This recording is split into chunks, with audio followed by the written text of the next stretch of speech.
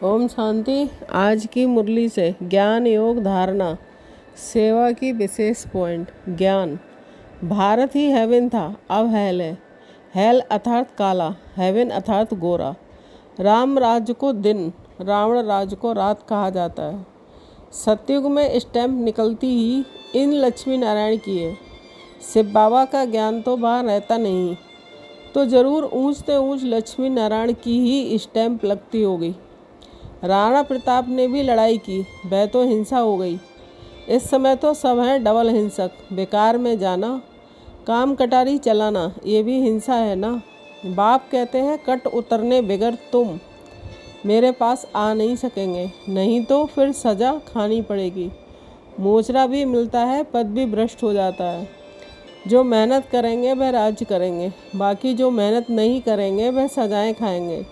शुरू में साक्षात्कार कराया था सजाओं का, फिर पिछाड़ी में भी साक्षात्कार होगा। योग।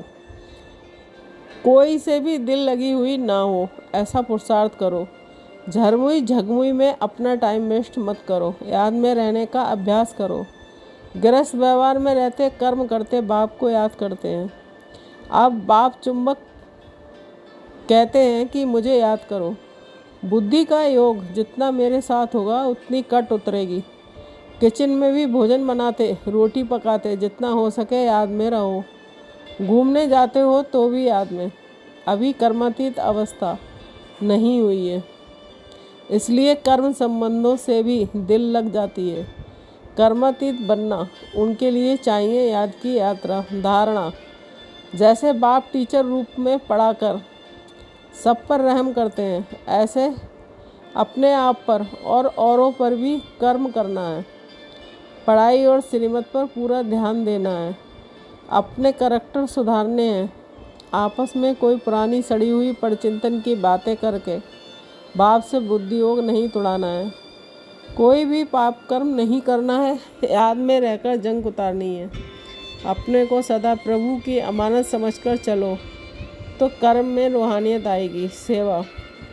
पवित्र बनना है, औरों को भी सिखाना है, फिर तकदीर में हुआ तो चल पड़ेंगे। बाबा ने समझाया, श्री कृष्ण, श्री नारायण, श्री राम आदि के काले चित्र भी तुम हाथों में उठाओ, फिर समझाओ।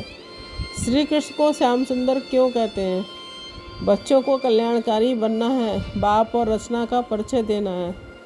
समझाना चाहिए कि सबसे ऊंच जयंती किसकी हुई, किसकी स्टैम्प बनानी चाहिए।